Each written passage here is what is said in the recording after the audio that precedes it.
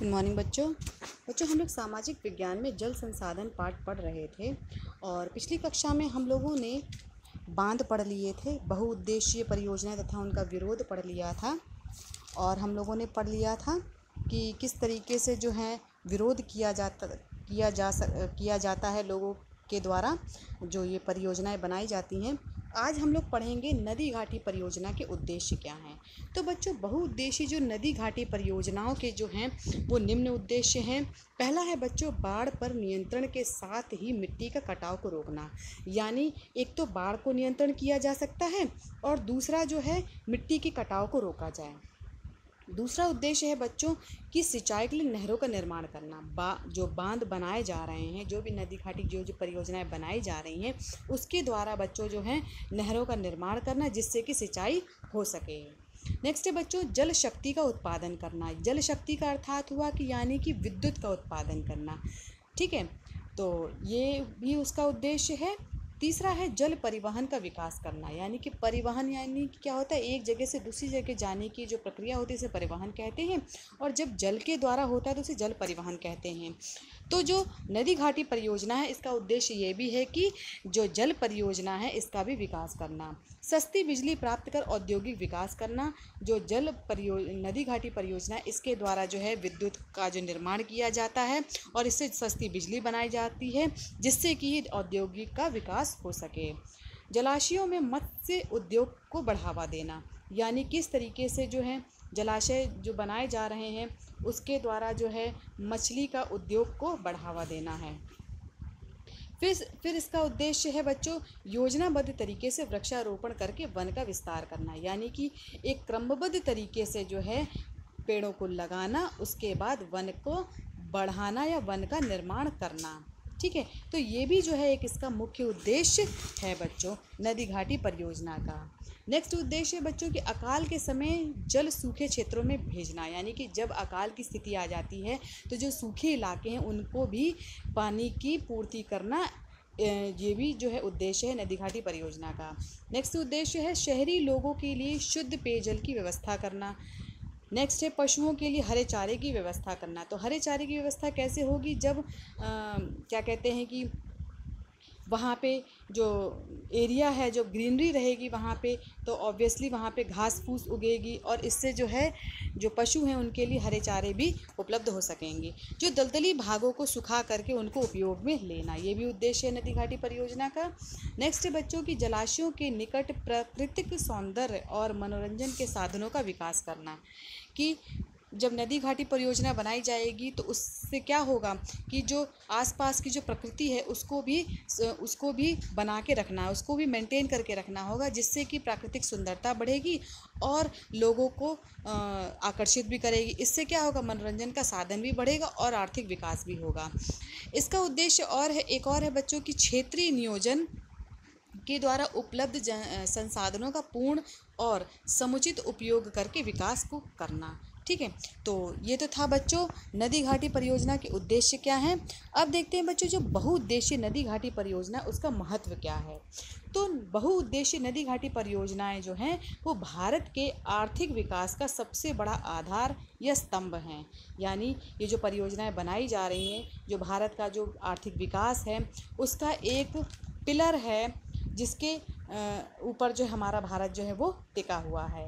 बच्चों इसका महत्व है कि नदियों पर बांध बनाकर जल विद्युत का उत्पादन जो है होता है और यह ऊर्जा का स्वच्छ और धुआं रहित प्रदूषण मुक्त साधन है। यानी कि जो बिजली बनाई जा रही है इस परियोजना के तहत उसमें ना तो धुआं होगा ना तो प्रदूषण होगा और इससे क्या होगा, एक हमें स्वच्छ ऊर्जा प्राप्त होगी।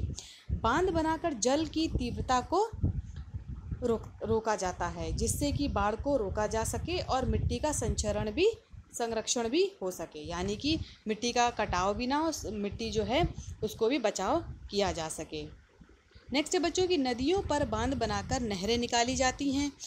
छोटी छोटी नहरें निकाली जाएंगी जिसमें क्या होगा, वर्षा का जल एकत्र किया जाता है और इन बांधों के जल का प्रयोग गर्मी में सिंचाइयों के लिए किया जाता है। क्योंकि गर्मी में पानी की कमी होती है इसलिए इन नहरों के द्वारा ही जो पानी है उपयोग में लिया जाता है और सिंचाई की जाती है।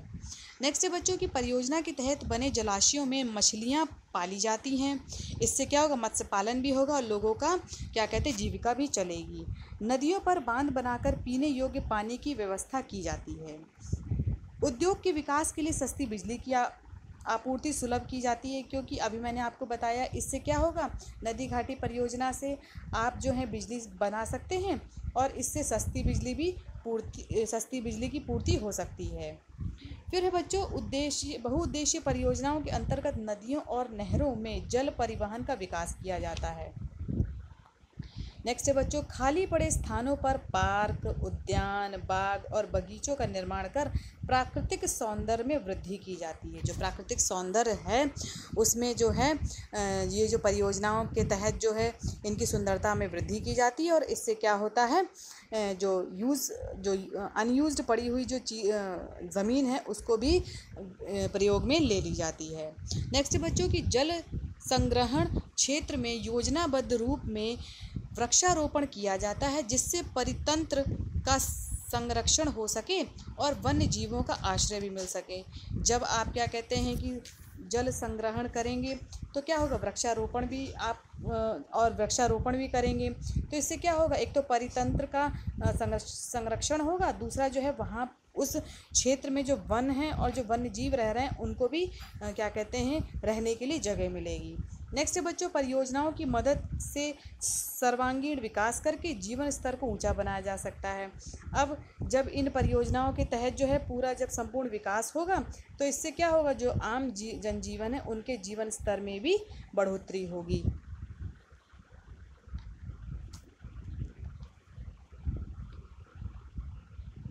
नेक्स्ट है बच्चों कि अब देखते हैं कि नर्मदा बचाओ आंदोलन क्या है। तो नर्मदा बचाओ आंदोलन एक गैर सरकारी संगठन है, यानी कि एनजीओ है, नॉन गवर्नमेंट ऑर्गेनाइजेशन है, जो जनजातीय लोगों, किसानों, पर्यावरणविदों और मानवाधिकार कार्यकर्ताओं को गुजरात में नर्मदा नदी पर सरदार सरोवर बांध के विरोध में लामबद्ध करता है। यानी कि एक तो ये नर्मदा बचाओ आंदोलन क्या है, ये एक बच्चों गैर सरकारी संगठन है जो कि किसके द्वारा आंदोलन किया गया था, जनजातियों के द्वारा, किसानों, पर्यावरणविदों और मानवाधिकार कार्यकर्ताओं को गुजरात में नर्मदा नदी पर जो है सरदार सरोवर बांध जो बनाया जा रहा था उसके खिलाफ जो है आंदोलन किया गया था। मूल रूप से ये आंदोलन जंगलों में बांध के पानी में डूबने जैसे पर्यावरण मुद्दों पर केंद्रित था। पहले इसलिए ये विरोध किया जा रहा था क्योंकि वहाँ पे जो जंगल थे वो बांध से डूब सकते थे।